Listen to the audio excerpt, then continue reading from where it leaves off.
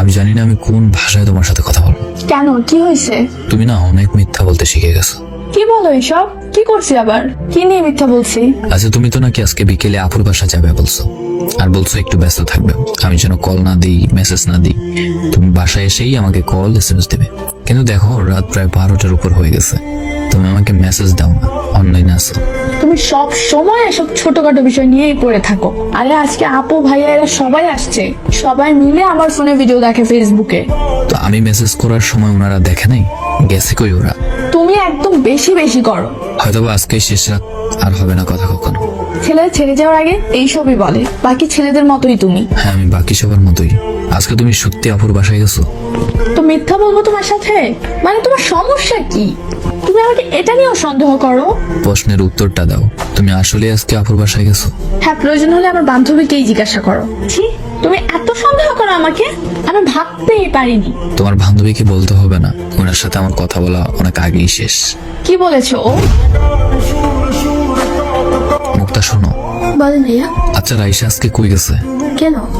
বলো প্লিজ। ও নাকি ওর বোনের বাসায় গেছে। আগে যে কোনো জায়গায় গেলে ও আমার সাথে কথা বলা ছাড়া থাকতে পারতো না, কিন্তু এখন ও ওর বোনের বাসায় গেলেও নাকি আমার সাথে কথা বলতে পারবে না। কল দিতাম না, মেসেজ দিতাম না, এসব বলে। ভাইয়া, আপনাকে আমি মিথ্যে কথা বলতে পারবো না। দিনের পর দিন আমাদের ফ্রেন্ডশিপ নষ্ট হয় হোক, তবে একটা ছেলের জীবন তো বেঁচে যাবে। রাইসা আসলে আজকে ওর বিএফ এর সাথে দেখা করতে গেছে।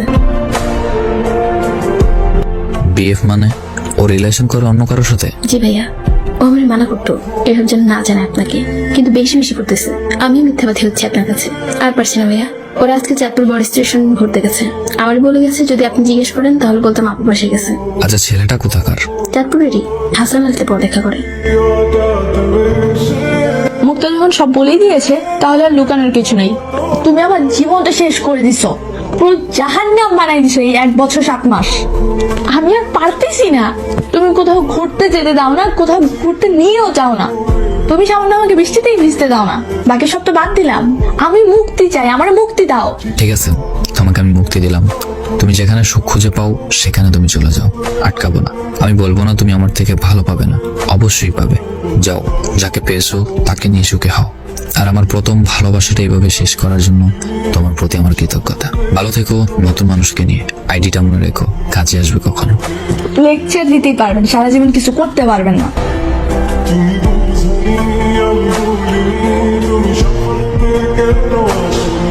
তোমাদের অনেক সুন্দর মানাইছে দুজনরে।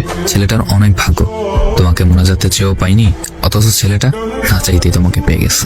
তোমার সাথে আমার যায় না, আমি তো ওর সাথে মানাই, আমার বান্ধবীরা সবাই বলে। এই ক্ষেত ছেলেটার জন্ম নেওয়াই পৃথিবীতে সবচেয়ে বড় অপরাধ। আর বলতে পারছি না কিছু, চোখের পানিতে মেসেজ করতে পারছি না।